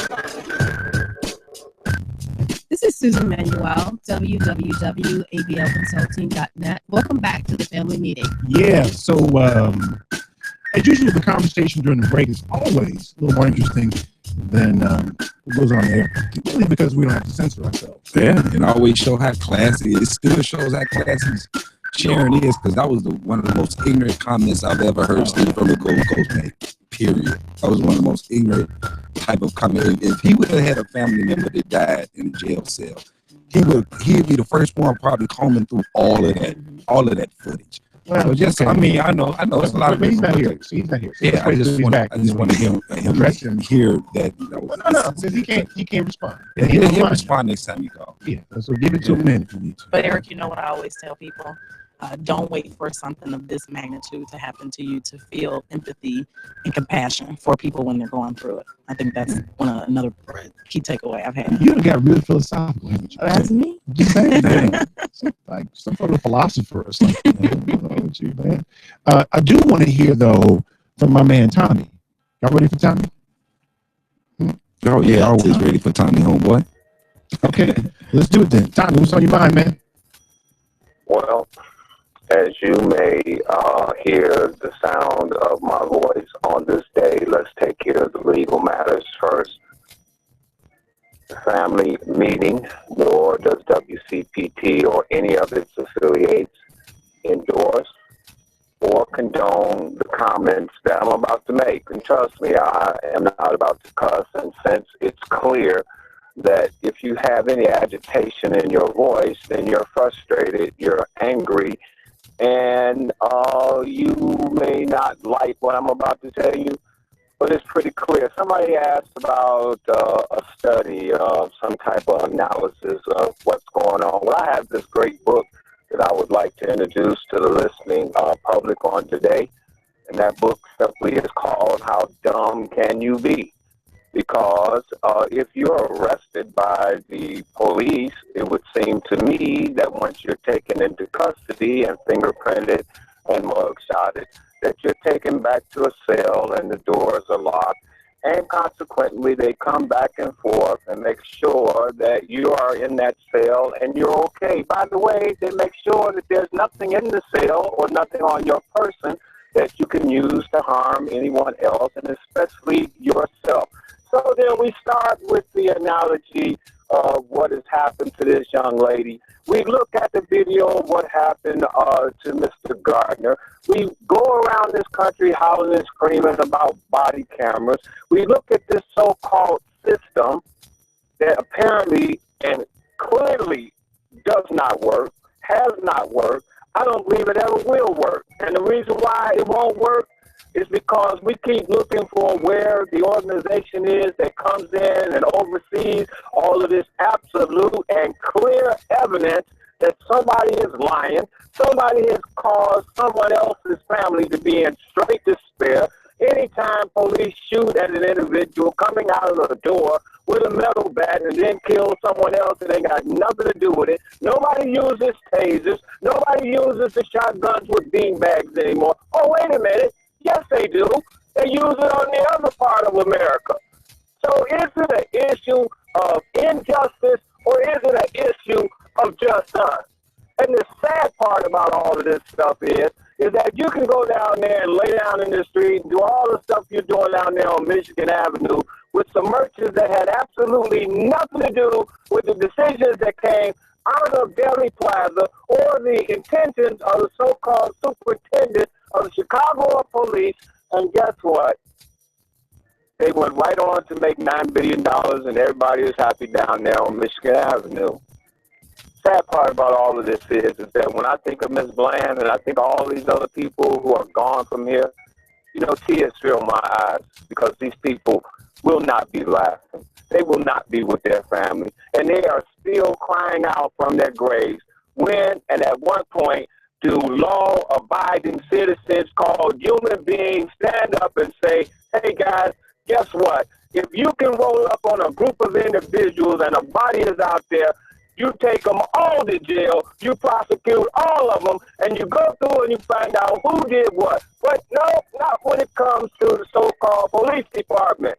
So what we do then is we come up with a bunch of excuses and unrationable logic that clearly says that these are individuals that are a law unto themselves. Okay, so that's your rant for the day. And let me just end by saying this. What in hell is supposed to be happy about 2016 when you got this type of craziness that's going on in 2015? You still don't have an answer for Ms. Bland. You still have let people go with Mr. Gardner. You still don't know what's going on with Freddie Gray. Now you got some more people dead up on the west side. The Carter got shot 17 times, and that's just in a few states of the so-called place called United Hate of America. Good the hell bye. You can catch Tommy clearly. Didn't have this blue pill. You can catch Tommy's tantrum sometime during the 5 o'clock hour of Family Sunday. That was my man Tommy. Yeah. Merry Christmas. Come here. So Larry, what's next? What's next, man? Well, we are hopeful that now the excuses will end. Requests for the actual video footage, the actual cell phone, the Texas Rangers report, and the many, many other pieces of evidence that we've sought to review with our own eyes and with our own consultants will finally be released. They have come down with the expected finding, at least our expected finding, of no indictment. We're not surprised. Now let us do our investigation. Let us find out what happened to Sandy Bland. Okay, and they're going to resist you on that, I presume. Go ahead. Well, again, if the investigation has led them to the conclusion that there's no indictment, let us do our investigation now. We see absolutely nothing to investigate further with respect to the arrest of Sandy by Officer Encinia. That is on videotape. What we see on videotape is more than enough of a basis to indict Officer Encinia and charge him with an unlawful and illegal and unconstitutional arrest. They have not done that yet. Let us proceed with our investigation. And this will come to a head in a civil suit, I presume. Yes. Okay. That's once we get those reports, we can identify the statements that have been taken. We can have the evidence that we wish to have tested, and then we can begin the deposition process where we will call people under oath and interview them and question them and probe their understanding factually of what happened to Sandy, and put forth our theory about why this never should have happened, why she never should have been arrested, why she never should have been placed in that jail cell, and how all of this could have been prevented from the outset. What are you going to say, Sharon? The biggest question that we got frequently, I had a lot of people come up to me in church today or through social media say, what more can I do? And I know that we kind of chuckle about Tommy's rant, but one of the things that I want to echo that Larry said earlier is to be cautious not to disengage. I think one of the things that people should never underscore is the value of their voice when something like this happens, and whether it's through an actual protest, whether you go down on Michigan Avenue. I know that there was still revenue generated, but I also know that there was about a 50% impact to what was done over the last year. That speaks volumes. You guys have a site or a Facebook page or something? We do, and I'm gonna share that with your listeners. So first of all, people can just look me up on Facebook. My name is Sharon Cooper. And I always have a picture of Sandy there, and my picture with my family dressed up in the woods. In the woods. Formal dinner in the woods. But I also, we have a Facebook page. It's called Justice for Sandra Bland, the Sandy Speaks supporter page. And it's a page that's facilitated by me and members of our family. It is really our intent to remain connected with the public and to give you not only just legal updates, but we make it a point to put out all kinds of positive images about Sandy, positive stories, so people can get the opportunity to learn who we are. On Twitter, you can follow me at SNCooper2. My sister, her name is Shantae Needham, and that's her name on Twitter. It's just Shantae Needham on Twitter. Shantae, what up, girl? She says, yo. That's what she says. But She no, said, more yo, than, was she Rocky? When she said that? watch it now. Watch Just it. saying. Who said But yo? more than anything, I want to encourage people. One of the things that I don't want people to forget about is Sandy's video blog, Sandy Speaks. Sandy Speaks. Now, is that on YouTube? Or is It was these videos that she would post up on a daily basis, and it was her way of giving back to the world. But it's a site, though. Well, there's not really no site per se. Now her videos are all on YouTube. At some point, once I get the opportunity to over this holiday break, over this next week, I'd like to get all of those videos uploaded to the Justice for Sandra Bland page, because those are videos that she made on her own. It was her small contribution to the world to address societal and racial injustice. And what I think is so amazing is that her voice has reverberated throughout this city, throughout this state, and throughout this country, because there is nobody who can tell you better than Sandy who she was and what was important to her. So my charge, of course, to your listeners is to be good consumers of social media and know that what you put out there leaves an indelible mark on the world. Know that you can make a difference and that you have accessibility to people more than you know. So I want to encourage people. I know I tell people frequently, the pursuit of justice, I have learned very quickly. Oh, it's more philosophy It is, now? yes, it's Okay, more more philosophy. philosophy. It's not a sprint. It's not likened to what you see on SVU. You have all of the cases. What's SVU? Special Victims Unit, Law and Order. Come on, man. Come on, Don't man. put your hand on your hip like that when I'm talking. She gave me that. I'll give you a pass because you got some kids and you're trying to get off to You know, college. SVU. But I, Bro, man, they got time watching TV. but I say all that to say that, that's a perception. That's not reality. Justice is a journey, and it's a journey for the long haul, and it's something that you sign up for, whether you're involved in it personally as a family member of somebody who keeps up with the case like the family meeting does and giving us the audience to come and speak. So it's not a sprint, it's a marathon. And I tell people frequently, I have my running shoes on, they're laced up tight, and I plan on being in the race for as long as it takes, but not just for my family, for the other families who unfortunately, and we often refer to it as this sorority or fraternity that nobody wants to join. When you lose a family member in such a tragic way, in such a public way, how do you push past the pain to honor that person, to be their advocate, and to be their voice when they're not here to do it for themselves? We need to start assembling a list of Cooperisms. You should. They're called Sharonisms. I have a lot. Sharonism? Yes. We need to share. You need to put this on website sharing this. Yeah, do that. Bunch of them, man. I was trying. I couldn't write fast enough to get them all down here. Well, the legal team, they hear Jesus be offense all the time. Just when it's like it's too much, and I'm just like, oh, Jesus be offense, because he takes care of everything. You don't fall out there. You don't fall out there. No. Love him. Okay, so let me get a couple quick calls in here. Let's get my man. Let me mention. Oh, sure. Go ahead. Go ahead, Larry. The investigation as we move forward is going to be very intense and very involved. We will have jail experts involved, police practices experts involved, fingerprinting experts involved, forensic pathology experts involved.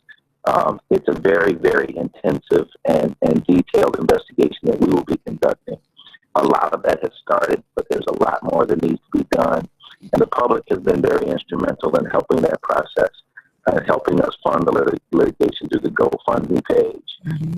Not a page that's meant for compensation in any way, stretch, or form, but one that has helped to fund components of this very extensive litigation team. And lawyers like Ken and Lambert are the types of lawyers who engage and do the investigations that we have not been able to trust the authorities to do so. We want to thank the public for their help. Yeah, he's great. We want to thank the public thus far for their help and let them know it's not in vain. We will turn over every single rock to find out what happened to Sam. Yeah, Ken is good. I think Larry's better though. No.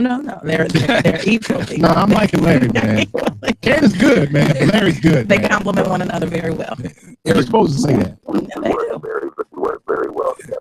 Yeah, whatever. Eric always Larry's good, man. Larry's good. See, Eric ain't one of them type of people you can just have a Mustang and a Corvette at red light. He want to race. He want to see who's fast. He one of them type of, yeah.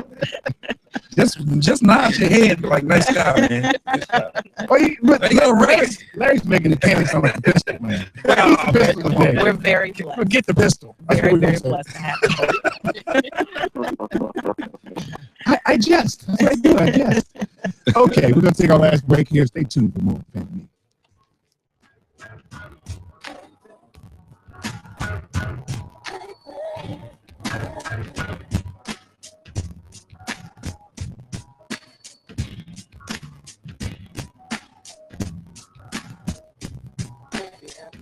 This is Dr. Steve Johnson from Howard University. Keep listening to Family Meeting.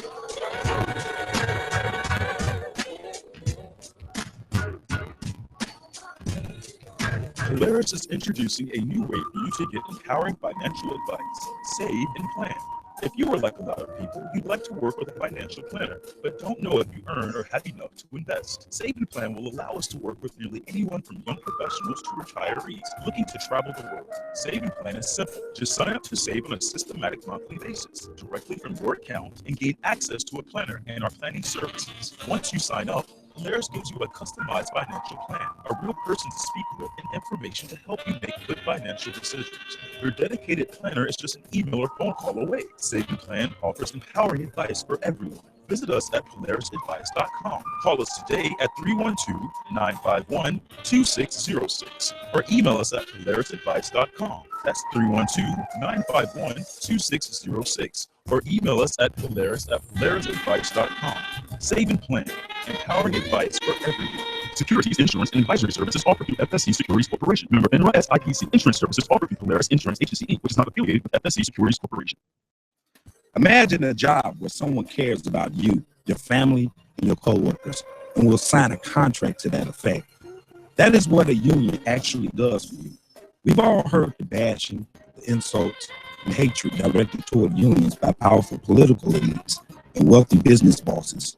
For more information about your job interests, call SEIU Local 73 and ask for Tim Ball, 312-787-5868. Again, that number is 312-787-5868. itsashort.com. The website is itsashort.com, spelled ITSASHORT.com. We have wonderful success stories. A lot of our artists are sort of award-winning short film makers, and they go on to become feature-length filmmakers or, actors in TV series, or some of the major blockbuster films that are out now. So there's a lot of our artists that you will see in Academy Award-winning feature-length films. And we also have Marshall Curry is an Academy Award-winning documentarian. So we have that caliber of artists on our platform. We are a subscription-based service, but your first month is free. And if you have to be an artist, there is no subscription fee for you. Our subscription is $2 a month or $20 for the year, which entitles you to be able to see all of these amazing short film, video, and web series. There is always a discount for Family Meeting. Just simply when you register, use the promo code FAMILY, and you will be granted a free 1-year subscription.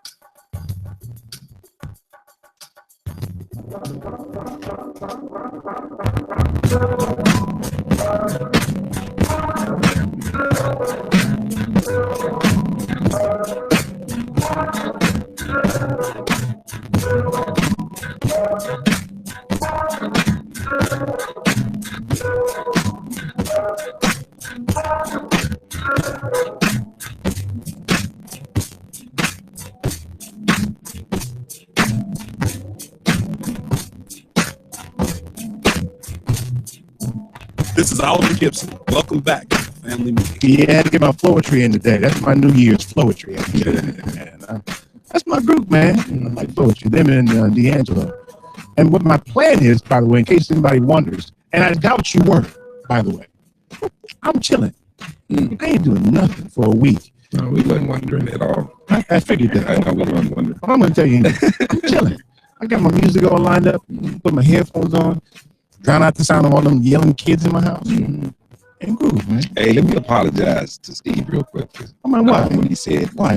Just get him a it's just one of the things though that I think people in the disposition that the way Steve responded to that, I think a lot of people who respond to things like that, it's suggestive. It's just suggestive language.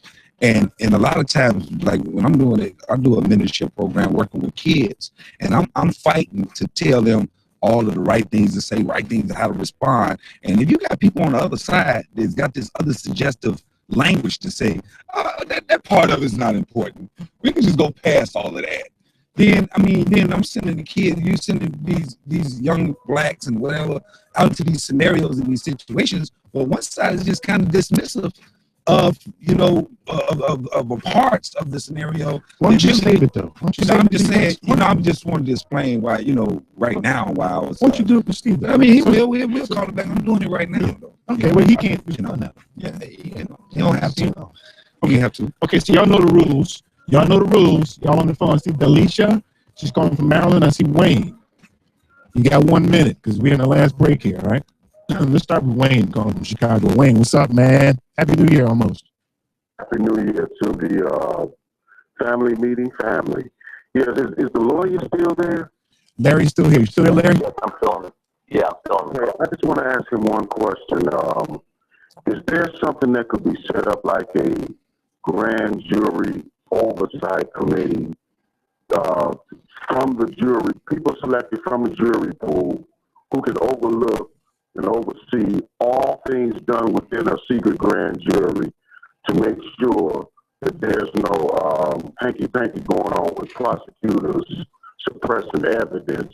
Is that feasible? Is that possible? And I also want to give my condolences again to Ms. Cooper, and thank you for letting me talk. Thanks, Wayne. Happy New Year, man. Appreciate you, brother. Happy New Year. Okay. Wayne, thanks for your call. And I think there are a variety of different ways in which the conflict of interest that exists when prosecutors are investigating police misconduct can be corrected.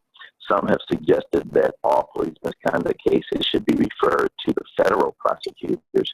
The federal prosecutor does not rely upon local police departments to prosecute their claims. They utilize the FBI agents and so forth.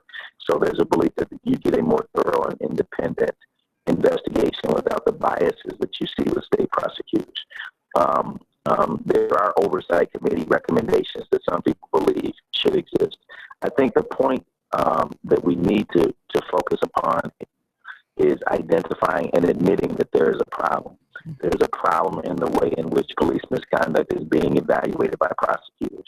Once we get local prosecutors to acknowledge that conflict, acknowledge that problem, then we can explore what is the very best way to address it. I'm of the belief that independent federal prosecutors that are not tied to local prosecutors may be one of the very best ways. It's akin to what we see when we ask across this country for the Justice Department to come in and evaluate what's been happening. That's what I think you would see largely if you have independent federal prosecutorial investigation of police misconduct and police shootings. Yeah. Okay. I think there's a cycle though we run the risk of getting ourselves in, because you got to police the police and you got to police the people who police the police, and then you end up getting these layers if we don't do the right thing. Right. Next. Right. Let me get Delisha calling from Maryland. What part of Maryland you in? I'm in New Carrollton, Maryland. New Carrollton. I know the area. You know New Carrollton? Yeah. No, because I went to Howard, so I know the area. What's on your mind? I just want to say my condolences and thank you to actually Soror Sharon Cooper. Hey, Soror. What's that about? What happened? She knows it's cold. Come on in hooting like that. Soror. And we in Soror we have some indie love in Attorney Rogers and Lambert, as they're both members of Kappa Alpha Psi. Awesome. Come on here, hooting like some sort of farm animal.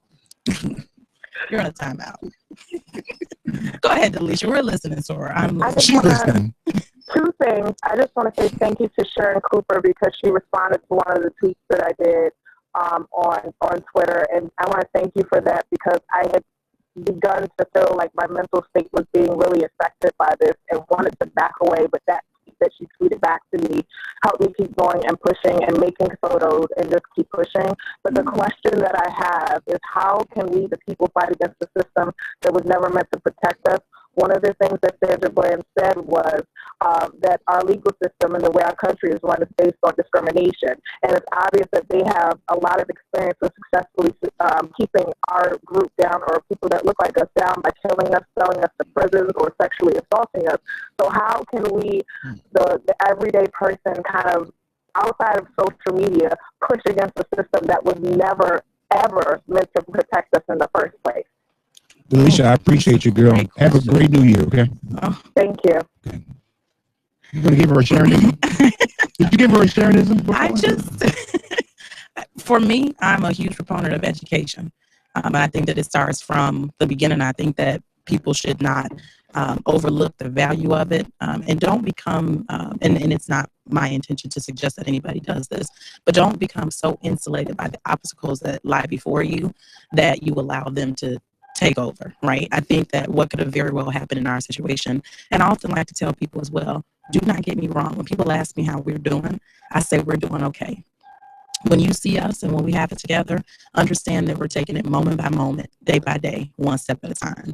And I understand where the sister was coming from when she said she just felt like so drained. I mean, 2015 has been a draining year in terms of this type of behavior.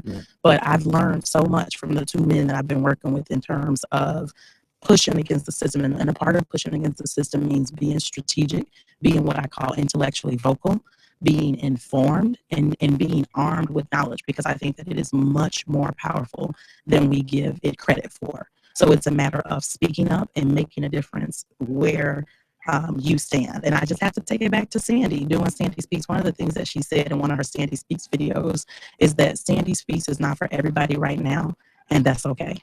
But it still didn't stop her from doing what it was that she felt so confident, vehemently confident about. And that's why I celebrate her all the time. And I'm in awe of her and in awe of so many other people who have managed to still speak up, and it's through that knowledge that they possess. It's, you know, one of the things that we have been remiss in discussing is when it comes to getting involved in the legal system, I agree with Larry. When you get a summons or a notice to serve jury duty, do your civic duty. Do your civic duty and serve jury duty so that you understand the ins and outs of the system. And make sure that you've raised your hand to say, I participated. Vote. Please vote.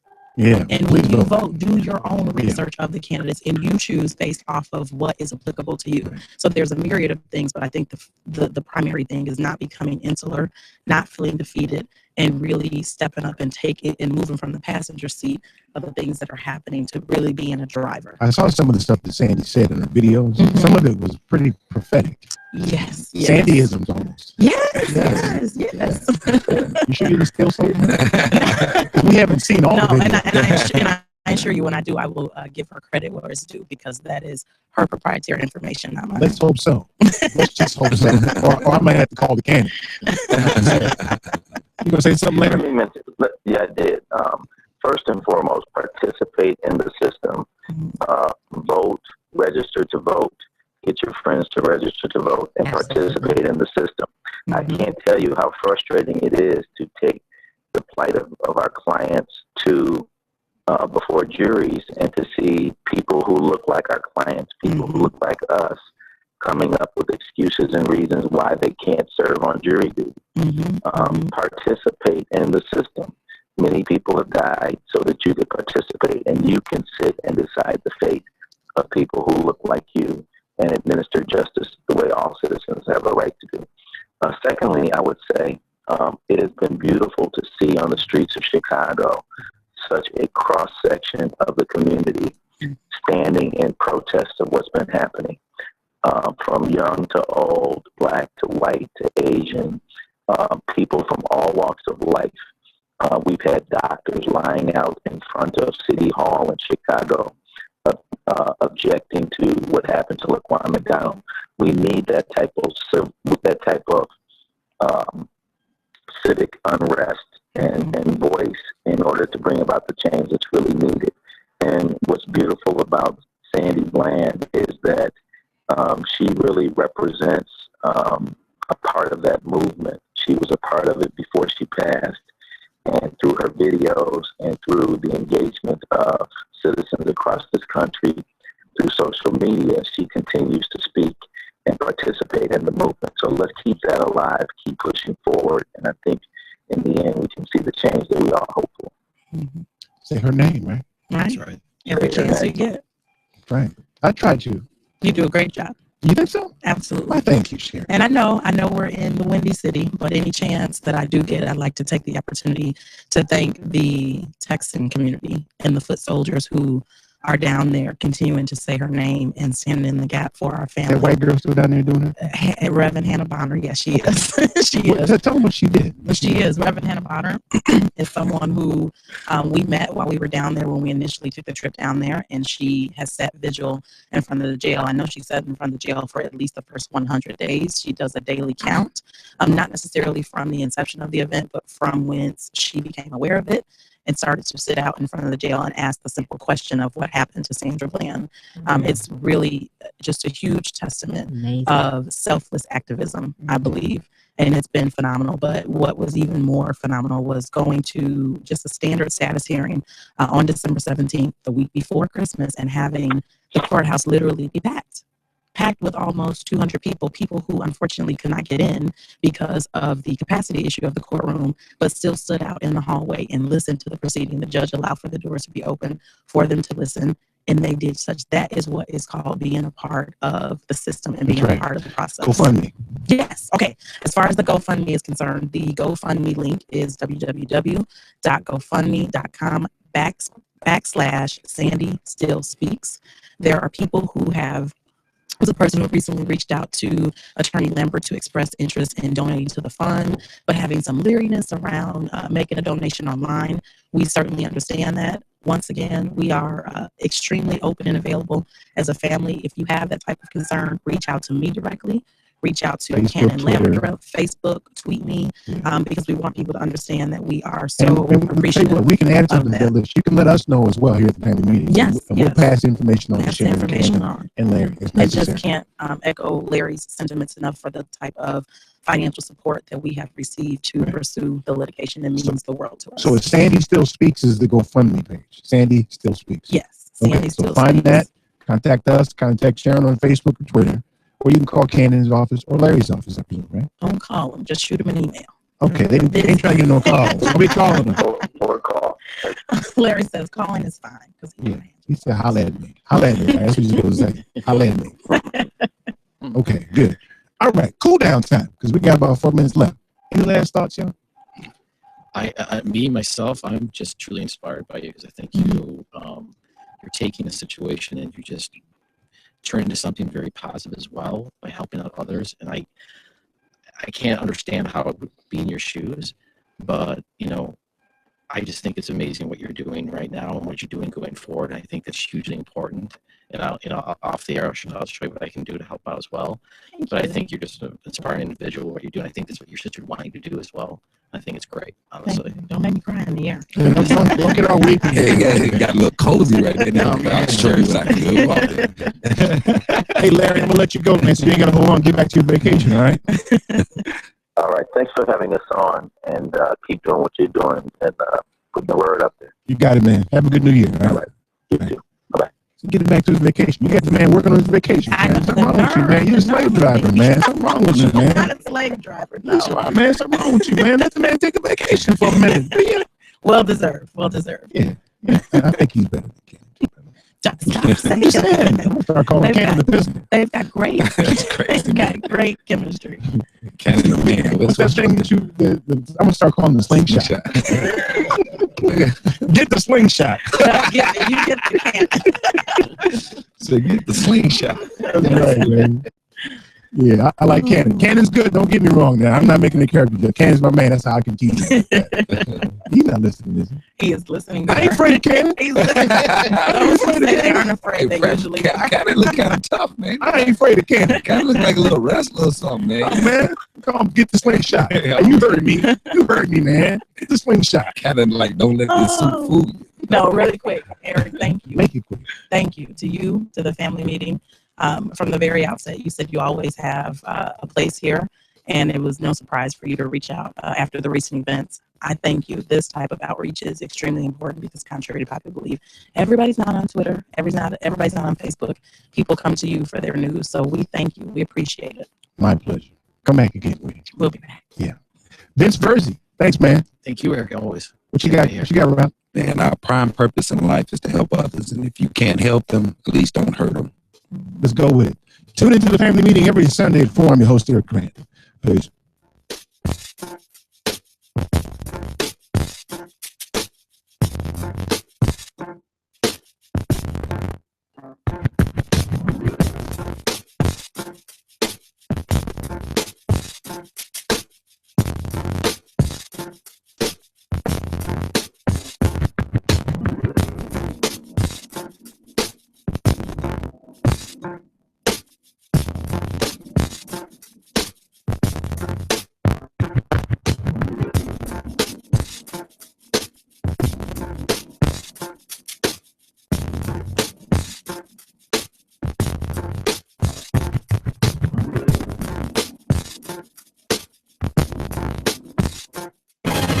This is Chicago's Progressive Talk AM and FM, presenting your World News Update.